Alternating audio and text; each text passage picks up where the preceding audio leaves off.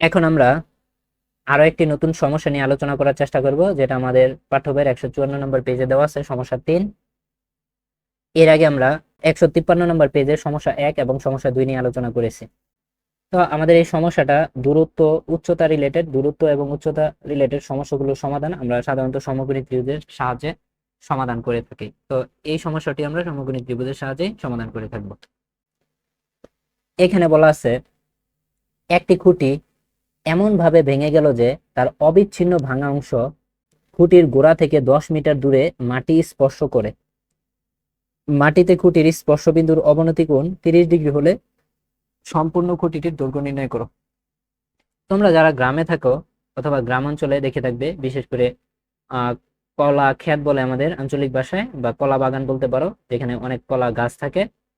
তো যখন ঝড় আসে বা তুফান আসে, যাই বলো, ওই ঝড়ের সময় দেখবা অনেক কলা গাছ, একটা বড় কলা গাছ দাঁড়ায় আছে, সে মাঝখান থেকে ভেঙে গেছে। মাঝখান থেকে ভেঙে সে কিন্তু একদম মাটিতে পড়ে যায়নি, মাঝখান থেকে ভেঙে সে ঝুলে গেছে। ঝুলে গেছে মানে কি, সম্পূর্ণ কলা গাছ দাঁড়ানো ছিল, তার একটা অংশ অর্থাৎ অর্ধেক অংশ সেটা কি দাঁড়ায় আছে, দাঁড়ানোর পরে কি বাকি অংশ কি হয়ে গেছে, মাঝখান থেকে ভাঙা সেটা ঝুলে গেছে আর কি। তো আমাদের এই সমস্যাটা সেম এই রিলেটেডই, বা আমরা হাত ভাঙার কথা বলতে পারি। অনেকের হাত অনেক গুরুতর ভাবে ভেঙে যায়, তখন দেখবো ভেঙে কিন্তু হাত কিন্তু একদম আলাদা হয়ে যায় না, ঠিক আছে, কিন্তু হাত কি একদম ঝুলে যায়। তখন আর হাত কি করা যায় না, মানে সোজা করা যায় না আর কি, ঝুলে যায়। অর্থাৎ ভেঙে গেছে, ভেঙে গিয়ে আলাদা হয় নাই, মানে বিচ্ছিন্ন হয় নাই, হাত ভাঙে হাতের সাথে আছে কিন্তু ঝুলে গেছে, এরকম আর কি। তো প্রথমে আমরা একটা খুঁটি এঁকে নিব। তো আমরা একটা খুঁটি এঁকে নেই। তো ধরে নিলাম এটা হলো আমার একটা খুঁটি। খুঁটিটার চাইলে আমরা একটা নাম দিতে পারি, ধরো খুঁটিটার আমরা বি এল নাম দিলাম। এটা হলো খুঁটির গোড়া বা পাদ, আর এটা হলো কি খুঁটির চূড়া বা শীর্ষ। একটি খুঁটি এমন ভাবে ভেঙে গেল যে তার অবিচ্ছিন্ন ভাঙা অংশটি, তাহলে খুঁটিটা আমরা ধরে নিলাম যে খুঁটিটা এইখান থেকে ভেঙে গেছে। আমরা ধরে নিলাম যে খুঁটিটা এইখান থেকে ভেঙে গেছে, সি বিন্দুতে ভেঙে গেছে। তো খুঁটিটা ভেঙে কি দাঁড়ায় থাকবে? না, খুঁটির নিচের অংশ কিন্তু দাঁড়ায় থাকবে, কারণ নিচের অংশ তো মাটির সাথে লাগানো আছে। এই উপরের অংশটা যেহেতু ভেঙে গেছে, ভেঙে ঝুলে থাকবে, যেহেতু অবিচ্ছিন্ন বলা আছে, বিচ্ছিন্ন বলে ভেঙে একদম মাটিতে চলে যাইতো, ঠিক আছে, মানে মাটিতে পড়ে যাইতো আর কি। তো এই যে আমাদের এলসি, এই এলসিটাই ভেঙে কি হয়ে গেছে, আমাদের এই যে নিচে চলে গেছে, ঠিক আছে, এলসিটা আমাদের ভেঙে এইভাবে নিচে চলে গেছে। শুধু নিচে এই জানে, নিচে গিয়ে সেটা কি করছে, গোড়া থেকে, এই যে গোড়া থেকে, এই গোড়া থেকে 10 মিটার দূরে চলে গেছে। এই গোড়া থেকে কি করছে, 10 মিটার দূরে চলে গেছে।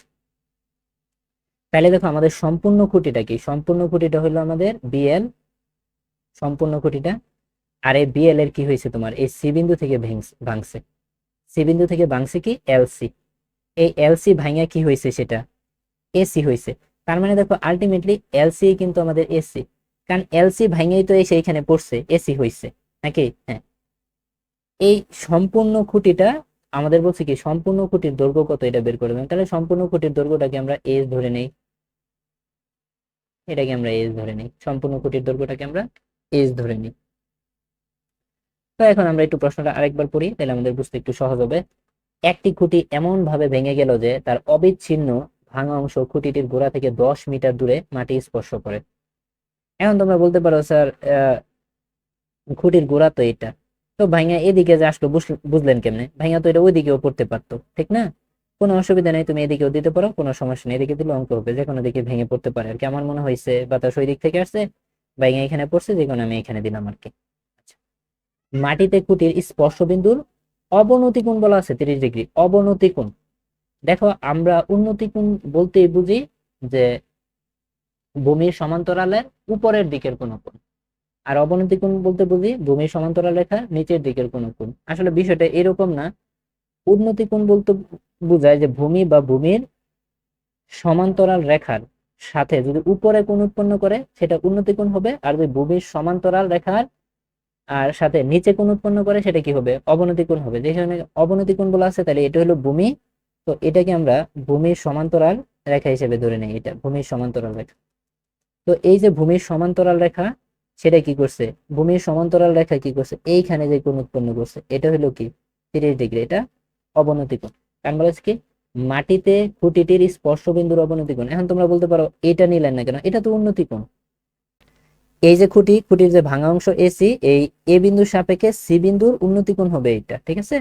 অবনতি কোণ চাইছে, তাহলে অবনতি কোণ হবে এই যে ভূমির সমান্তরাল রেখার যে নিচের যে কোণ, নিচে অর্থাৎ নিচে সমান্তরাল নিচে যে কোণটা উৎপন্ন করবে সেটা হলো অবনতি কোণ। তো অবনতি কোণ এটা হলো কত ডিগ্রি? 30 ডিগ্রি। এখন বলছে সম্পূর্ণ খুঁটির দৈর্ঘ্য কত সেটা আমাদের বের করতে হবে, অর্থাৎ আমাদের এস বের করতে হবে। তো এই ক্ষেত্রে আমরা এক কাজ করতে পারি, সেটা হলো আমাদের যে এলসি আছে অথবা এসি আছে এটাকে সমান সমান আমরা এক্স ধরে নিতে পারি। এক্স ধরে নিলে আমাদের সমস্যাটি সমাধান করতে সহজ হবে, এক্স ধরে নিলাম আর কি। এখন দেখো আমাদের সম্পূর্ণ খুঁটি কিন্তু এটা, এটা হলো আমাদের সম্পূর্ণ খুঁটি, যেটাকে আমরা বলি কি এইচ। এটাই আমাদের বের করতে বলছে। আর এটা আমরা ধরে নিয়েছি কত? এক্স। এটাও আমাদের এক্স। তাহলে স্বাভাবিকভাবে এটা কি হবে? এটা কি হবে? এটা এইচ মাইনাস এক্স হবে। কারণ আমাদের, আমরা যে বিসির কথা বলি, বিসির কথা বলি, তাহলে বিসি মানে কত? বিসি মানে হলো বিএল থেকে যখন আমরা কি বাদ দিব, বিএল বাদ দিব, তখনই আমরা কি, তাহলে বিএল কত? বিএল হইলো আমাদের এইচ মাইনাস সিএল হইলো কত? আর সিএল হইলো আমাদের এক্স। এটা। এখন আসি আমরা কোণের বিষয়ে। দেখো আমাদের এই কোণটা হইলো 30 ডিগ্রি। আমরা একান্তর কোণ অনুযায়ী এটাকে 30 ডিগ্রি বলতে পারি, একান্তর কোণ অনুসারে। অথবা অন্যভাবে আমরা বলতে পারি, যেহেতু এটা আমরা ভূমির সমান্তরাল রেখা টানছি এখানে, এখানে আমাদের এই পুরোটা কিন্তু লম্ব, মানে 90 ডিগ্রি। তো পুরোটা যদি 90 ডিগ্রি হয়, এটা যদি 30 ডিগ্রি হয়, তাহলে এটা কত হবে? 60 ডিগ্রি। আর এটা যদি 60 ডিগ্রি হয়, তাহলে এটা হবে 30 ডিগ্রি। আশা করি বিষয়টা তোমরা ভালোভাবে বুঝতে পারছো। এখন দেখো এই অঙ্কে তোমাকে বলছে কি সম্পূর্ণ খুঁটির দৈর্ঘ্য নির্ণয় করতে, অর্থাৎ এস নির্ণয় করতে। তো আমরা এস নির্ণয় করব। তোমার কিন্তু এই সেম প্রশ্ন দিয়ে তোমাকে কিন্তু খুঁটির ভাঙা অংশের দৈর্ঘ্য বের করতে বলতে পারে, অর্থাৎ একশো বের করতে বলতে পারে, ঠিক আছে। আমরা দুইটা এখানে দেখে নিব। তো এই সমস্যাগুলো আমরা জানি ত্রিভুজের সাহায্যে নির্ণয় করা হয়। তো এখন আমরা কি করব, সমকোণী ত্রিভুজের সাহায্যে এই অঙ্কটার কি করব, সমাধান করব। জন্য প্রথমে আমরা একটা ত্রিভুজ চিন্তা করি। তো ত্রিভুজ আমরা কি ধরতে পারি? তো প্রথম আমরা ত্রিভুজ A B C A, ABC আমাদের কি আছে দেখো, ভূমি কিন্তু আমাদের 10 মিটার আছে, হ্যাঁ। আর আমাদের উচ্চতা আছে কত? H minus x. তাহলে ভূমি আর উচ্চতার মধ্যে আমরা একটা কিছু নিতে পারি, যে লম্ব বাই ভূমি। তাহলে আমরা নিতে পারি tan 30 ডিগ্রি। তাহলে tan 30 ডিগ্রি কি হয়? লম্ব বাই ভূমি। তাহলে লম্ব কত? H minus x. আর ভূমি কত? ভূমি হলো 10। এটা কেমন করে? tan 30 ডিগ্রি, tan 30 ডিগ্রি মানে হলো 1/√3 এইচ মাইনাস এক্স কত? 10। তো এটাকে যদি আমরা আর গুণ করি, আর গুণ করলে আমাদের যেটা হবে সেটা হলো এইচ মাইনাস এক্স ইন্টু √3 সমান সমান কত? 10। বা এখান থেকে আমরা এখন লিখতে পারি যে এইচ মাইনাস এক্স সমান সমান 10 বাই, আসলে সমীকরণের সমাধান একান্তই যার যার ব্যক্তিগত ব্যাপার, এক একজন এক এক রকম ভাবে সমাধান করে। এগুলো আশা করি তোমরা সবাই পারো। তারপর আমি দেখাই দিই। তো এইচ সমান কি হবে? 10/√3 প্লাস কি হবে? এক্স হবে। তো এটাকে আমরা 1 নং সমীকরণ ধরতে পারি। তো এখানে আমরা আবার একটা ত্রিভুজ নিতে পারি, কারণ একটা সমীকরণের সাহায্যে কখনোই তুমি কি দুইটা অজানা রাশির মান বের করতে পারবে না। দুইটা অজানা রাশির মান বের করতে হলে তোমার দুইটা সমীকরণই লাগবে। তো আমরা আরেকটা নিতে পারি, ত্রিভুজ এ বি সি এ। যেখানে যেহেতু এখানে আমাদের একটা ত্রিভুজ আছে, তো একটা ত্রিভুজ থেকে আমাদের দুইটা সমীকরণ নির্ণয় করতে হবে। তো এবার আমরা কজ নিতে পারি, cos 30 ডিগ্রি। কেন কজ নিতে পারি? কারণ কজ মানে কি ভূমি বাই অতিভুজ। তাহলে ভূমি আছে আমাদের 10 আর অতিভুজ আছে আমাদের এক্স। cos 30 ডিগ্রির মান আমরা জানি √3/2। যদি না জানো তাহলে জেনে নাও, 10/x। এখন যদি আমরা আর গুণ করি, তাহলে আমাদের কি দাঁড়াবে? সেটা হবে √3 ইন্টু এক্স সমান সমান 10 দুগুণে 20, বা এক্স সমান 20/√3। তো এটাকে আমরা 2 নং দিয়ে দেই। এখন আমরা এক্স এর মান কি 1 নং বসাই দিলেই আমাদের এইচ এর মানটা বের হয়ে যাবে। এইচ সমান 10/√3 প্লাস কত এক্স এর মান কত 20/√3। এখন তোমরা এটা ক্যালকুলেশন করে নিলেই পারো। এ সমান এখান থেকে √3 যদি আমরা নেই, √3 বাদ 10, √3 বাদ 20 কত হবে 30 হবে। তাহলে 30 কি দিতে পারো, মিটার দিতে পারো, মিটার।